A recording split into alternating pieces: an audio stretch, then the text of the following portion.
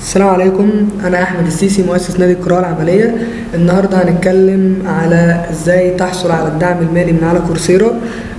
وهنمسك كده كام حاجة ندردش فيها مع بعض ومهمة جدا ليك عشان تتحول سيلف ليرنر، وقلنا إن مهارة السيلف ليرنر دي أهم مهارة تكتسبها في حياتك، إنك تبقى سيلف ليرنر وتقدر تتعلم اي حاجه لوحدك. ومن التولز اللي انت تقدر تستخدمها هي الموكس، ان انت تستخدم المنصات المختلفه الموجوده عشان تقدر تتعلم اي مهاره انت محتاجها من بيتك بوصله النت اللي عندك او من الموبايل بتاعك. النهارده هنتكلم عن منصه مهمه جدا وهي كورسيرا. منصه على مستوى العالم كبيره جدا، فيها تخصصات من الجامعات، من اكبر جامعات في العالم، بتقدر تحصل على شهاده معتمده. ولكن اللي بيقف معانا كلنا في موضوع الشهاده ان هي بتكون بفلوس. فكورسيرا عملوا حاجه اسمها الدعم المالي، ان لكل الطلبه على مستوى العالم اللي مش معاهم فلوس يدفعوا يقدروا يقدموا على الدعم المالي ده ويحصلوا على الشهاده زيهم زي اللي دافع بالظبط. بس في حاجه تانية هنتكلم عنها وهي مهمه جدا ليك كطالب جامعي، ان لازم يبقى عندك اكونت على الجيميل. ليه؟ لانك الجيميل ده كنز، حاجه من الحاجات اللي غيرت حياتي وفرقت معايا جدا في التعليم وخلتني اجيب احسن مصادر هو الجيميل. لان دايما لو طول ما انت بتتابعه بتلاقي ان كل الحاجات اللي انت مشترك فيها، المنصات والمدونات المختلفه والناس الانفلونسرز اللي انت بتتابعهم، دايما بيعملوا مقالات وكورسات وكتب فور فري وبيبعتوها لك على البريد الالكتروني بتاعك سواء على الجيميل او على الياهو.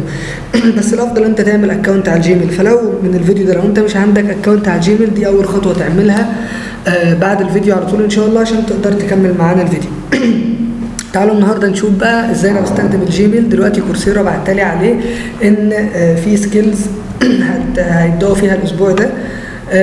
ده طبعا انا لو ما كنتش مشترك ما كنتش هعرف كل الكلام ده. فهم مثلا ايه، بختار انا كل الكورسات اللي ممكن تفيدني انا في حياتي. فانا ممكن اختار هنا اكاديميك انجلش وهدوس انرول ناو، هيجي واخدني على طول على صفحه الكورس. هدخل عليها. هنا كورسيرا شغاله بحاجه اسمها السبيشاليزيشن اللي هو التخصص، بياخدك من الصفر يديك مثلا مجموعه كورسات كتيره قوي فبتتحول انت خلاص بقى بقيت محترف في المجال ده. فهنا مثلا بيكلمني عن التخصص شويه وعن الجامعه، انا اقدر ابص هنا بص اشوف ان التخصص ده وكم كورس، بيقول لي 5 وهكذا. فين بقى الدعم المالي؟ ناس كتيره بتغلط وبتدوس هنا انرول، لا مالكش دعوه بده. انت ممكن الدعم المالي هو الحته دي اللي هي ليرن مور اند ابلاي، دايما بتكون موجوده هنا. فبيظهر لك الرساله دي بيقول لك ان الابلكيشن هتاخد 15 يوم لحد ما تتراجع. انت قول كونتينيو تو ذا ابلكيشن، انا موافق. هتدخل على الابلكيشن وهنا نركز بقى مع بعض. هتدوس طبعا اتعلم هنا على الثلاث حاجات دول، صح؟ احنا هنا بنعمل تجربه عمليه، انا هحصل على الدعم المالي معاكم دلوقتي. وهتكتب الجمله دي ما تاخدهاش كوبي بيست، لان لو خدتها كوبي بيست كلمه كونتينيو مش هتظهر، فانت بتكتبها بايدك.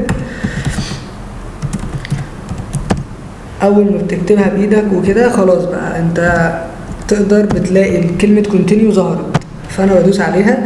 فهنا ده الجزء المهم. الحته دي لو مش ظاهره عندك يبقى انت لسه ما عملتش ما اكدتش البطاقه او الاي دي بتاعك، سواء باسبور او البطاقه. فانت تعملها الاول الخطوه دي، واول ما تبقى فيريفايد تقدر بقى تكمل باقي الحاجات. فهنا بيقول لي انت طالب ولا يعني في الجامعه ولا لسه ستودنتس ولا في ايا كان بقى، انت بتختار الحاجه اللي انت فيها حاليا. فبيقول لك الانكم كام، ممكن تكتب $5، ممكن تكتب 0 ايا كان يعني.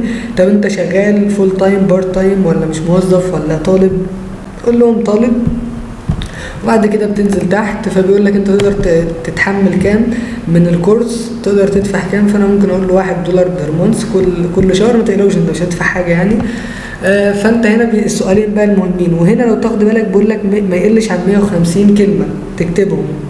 طبعا انا عشان اسرع الفيديو انا ببقى مجهز اجاباتي اللي هي بحصل بيها على الدعم وبكتبها هنا، وباجي واخد الاجابه الثانيه من هنا.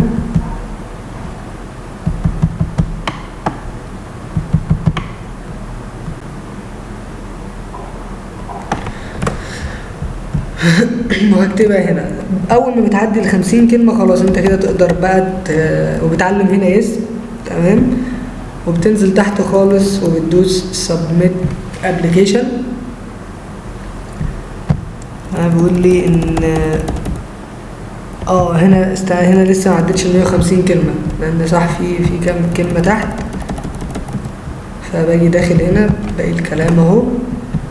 يعني انا لو ما كتبتش 150 بيجي لي الحته دي حمراء، فانا اول ما هكتبها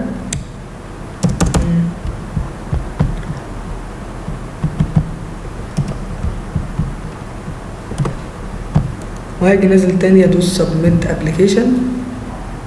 خلاص كده الابلكيشن اتعمل. فهنا بيقول لي ان هم هيردوا عليا، هيراجعوها وهيردوا عليا يوم 18/7 بان هم وافقوا او رفضوا الابلكيشن. ما تقلقوش، كل الابلكيشنز بتاع الفاينانشال ايد بتتقبل. لازم انت تكون مجهز اجاباتك عشان ما تتسحلش كل فتره انك تكتب 150 كلمه و150 كلمه. انت اكتب الجمل الخاصه بيك انت.